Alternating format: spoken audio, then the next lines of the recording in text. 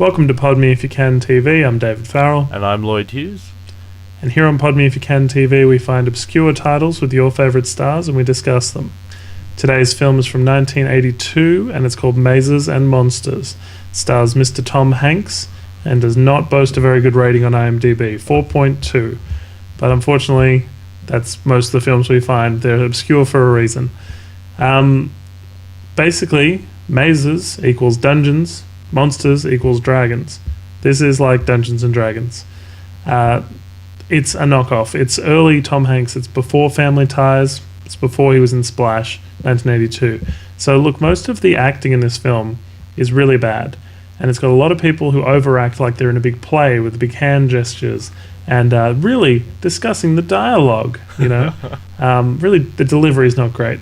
But the exposition is constantly delivered. You cannot fault how much stuff they are able to fit in each sentence and how big the setup of this film is. You know, like, don't do this now. It's Robbie's first day of school. You know, like, they can't say something without explaining something. It's a really dumbed down movie. Everybody hates this game in the 80s, it seems. This is reflective of Dungeons and Dragons. Mazes and Monsters. All the kids are playing it and wasting their lives, Lloyd. And the parents don't want them to waste their lives. They want them to get a job, you know? Stop playing games. Time to grow up. So it doesn't have any special effects, like literally with monsters and mazes? Alright, well, we get Tom Hanks' character, Robbie, going to, like, a university. He lives on campus. There are 3 other people. So the 4 of them decide to all play this game together, Mazes and Monsters. And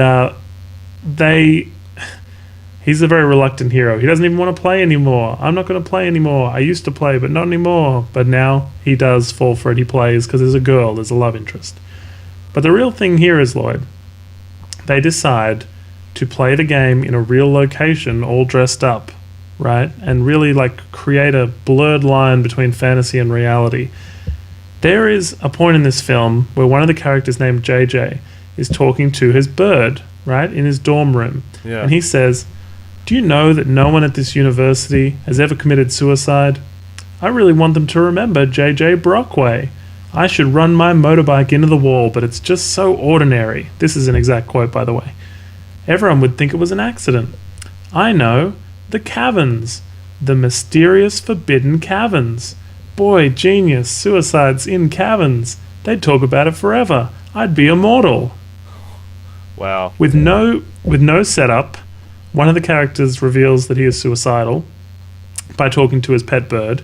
He finishes that sentence with, "Don't worry, someone will feed you," to the bird. And then he coaxes everyone to go to these mysterious forbidden caverns to have the, you know, Mazes and Monsters game. From that point on, it seems he's not suicidal anymore. Oh, So okay. big setup, no real payoff. Instead, we learn that Tom Hanks might have mental issues because he thinks he's inside the game and he thinks that he's going to kill this demon. So he stabs his knife into the... it's like a big demon, dragon-y kind of monster, and this is like someone in a suit, a little bit like Power Rangers. Yep. But the thing is, like, when they all run to find him, there's nothing there.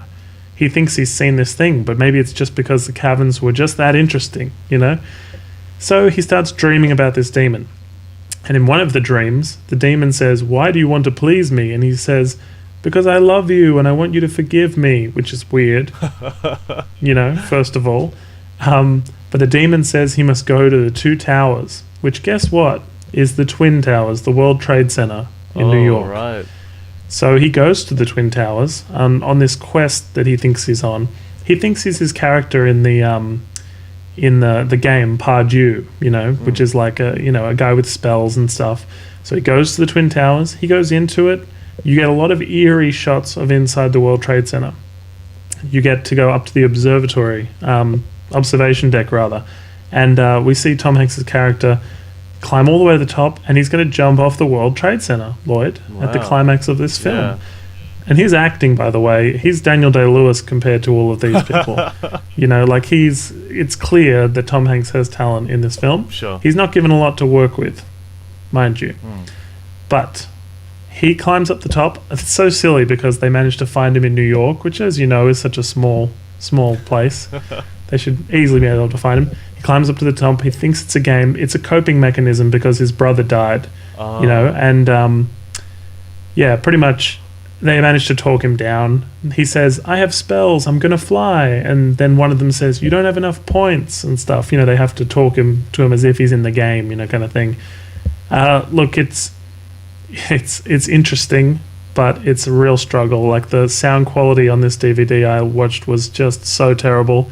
It had echo, and there were parts where the audio was so low that you had to crank it right up, and then 2 scenes later it would be blaring. Oh, man. It's like terrible mix. It's such a pity because that came around the perfect time when those teenage coming of age movies came around, and they could have mixed in the mythology a bit more. Like, it would have been perfect for someone like Terry Gilliam to direct.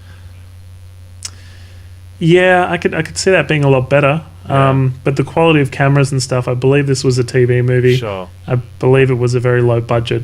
The only monster is this demon he sees and stabs. There's an interesting sequence where he sees the demon and stabs him again, and it's actually a mugger in New York City, and he's you know, got blood on the knife and stuff, but he's hallucinating that he's inside this game and he's on this quest and stuff, and just to really ruin the ending, in case anybody wants to see this film, it's just 31 years old as I record this.